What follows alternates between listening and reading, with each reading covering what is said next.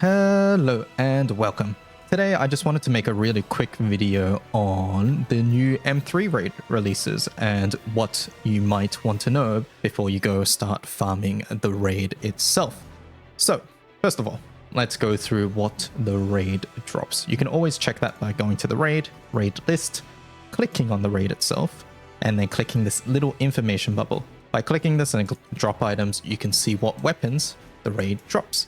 Now in this menu itself, the weapons will list the weapon skills by their proper names, but it won't give you a description of the skills. So if you get a new skill like this vivification skill, and it's not updated on the wiki just yet, then you can actually check in game by going to the menu, clicking journal, going to field notes, going to the weapons section, and in this case it's a gun, it's a wind weapon. Go to the latest page because it's the newest weapon and you can check here. And if you scroll down, you can see that Vivification is boost to attack and damage cap based on how many weapons with Magna weapon skills are equipped. So it's a very new modifier that has never been seen before. So that's how you can check those weapon skills if you were ever curious, and if it's early enough that it's not on the wiki just yet. So let's move on to the raid itself. First up, this raid features the blue chest mechanic, just like you would find in, for example, the M2s or the M1s. So in the raid itself, you want to do 1 million honors to guarantee a blue chest drop. You must hit 1 million honors to guarantee that. Now, there is, however, also a new mechanic. So let me just get into a raid here. Let's go into this Tiamat, for example. So in these raids, we also have this new mechanic called the conditional loot, conditional chest. The game refers to it as green. I don't know if that counts as green, but you know, the game says it's green, so I suppose. But basically, this conditional chest is a brand new mechanic for these M3 raids. And essentially, this is how it works. The chest at the beginning starts off at a stack of 1. And it can go up to a stack of 10. Actually, I'm not sure if it starts at 1 or 0, but either way, it starts off at a low number and it goes up all the way to 10. At 10, conditional loot is a guaranteed drop. So if we go to our results screen here, we will see that I have the regular blue chest here because I hit over 1 million honors, and this conditional loot chest here. The weapons from the new weapons from this raid drop from the host chest, the MVP chest, the regular blue chest, and the new conditional loot chest. So you can get weapons from all of those sources, and since the conditional loot is a global buff to everybody in the raid, it benefits everybody to get that treasure stack higher. Okay, so now at this point your question might be, how do I get that treasure stack higher? And it depends on the raid. So for example, in Tiamat, let me join another one. In Tiamat, if you read the buff itself, it says it will go up 1 each time Aura Essentia is lowered. And Aura Essentia is her unique buff, this one here. And the way you lower this one is by doing skill damage 10 or more times within 1 turn. So the more times you do skill damage in 1 turn, the more that stack will lower, which therefore increases the conditional loot stack.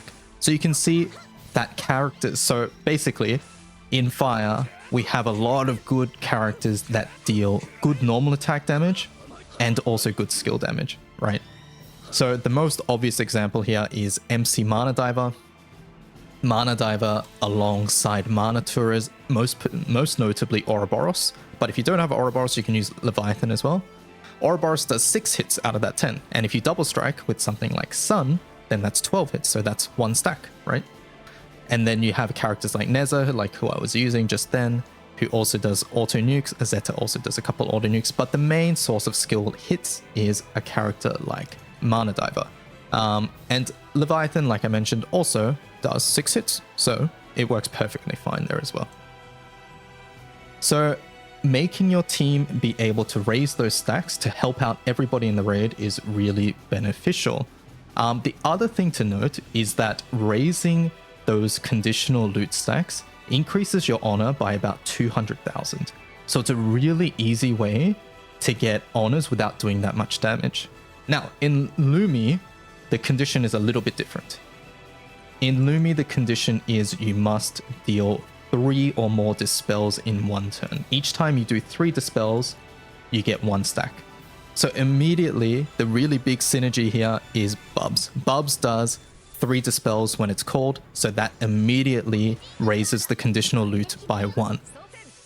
Now, another character that can really help, or other characters that may really help with dispel, include characters like Sidala. Sidala does this skill here whenever she auto attacks, which removes 1 buff. So if you are equipping Erich Kigal main hand, or if you are using Falsehood Chain main hand, like I am, Dark Opus, then Sidala will attack twice, which means during the auto attack phase, she will dispel twice, which means you only need 1 extra dispel, which you can get just by manually clicking the skill as well, right? So using characters like Sidala, bringing a summon like Bubs, even other characters like Tyra, Hallowell and Maluel, even Dark Sarunan, characters that dispel a lot will raise that conditional loot stack up much quicker and also get you honors in the process, because like I said, it is about 200,000 honors, which is a big amount of honors.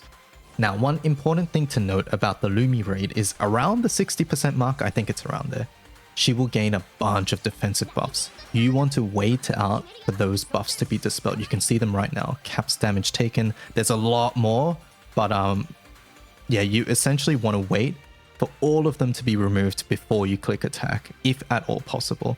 If you have enough damage, you can just sort of guerrilla your way through it, but if you're weak like me in Dark, you want to wait for them to be dispelled or dispel it yourself and then attack. Otherwise, your honors will be cut a significant amount. So, in conclusion, to farm the raid, you want to hit 1 million honors for the guaranteed blue, and you want to find a way for your team to raise that conditional loot stack higher. In Tiamat, you want to deal as many skill hit damage instances as possible through characters by using a class like Mana Diver, and in Luminiera, it's by dispelling 3 or more times, which is done by using summons like Bubs or bringing characters like Sidala, Tyra, Halamel, Sarunan, characters like that. Okay.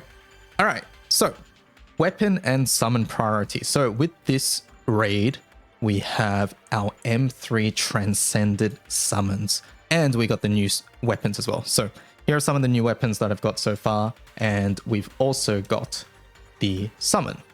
Now, my summon is 250, which probably lets you guys know what is more important. In my recommendation, always do the summon first. The summon affects everything in your grid. Your current grids are fine, they're functional, so therefore getting your summon as strong as it can be, which affects everything in your grid, is overall a better choice. And the other reason is because the weapons are quite new. They are all extremely good, but we don't really know exactly how many of each will be used in what types of grids. So I can't really recommend how many weapons to farm at the moment, but what I can say with certainty is that you should get the summon done. And by the way, in the past, Cygames announced that you would need 5 sands, but now it's been reduced to 3, so you only need 3. So overall, it's much easier to get than it was previously announced as. So that's really, really good. What I will say, however, about the weapons, I can't give you a recommendation on how many to farm, but what I can say is in the future, keep an eye out for the advanced grids page. So if you haven't seen this, go to the advanced grids page on the wiki. I will link it in the description as well.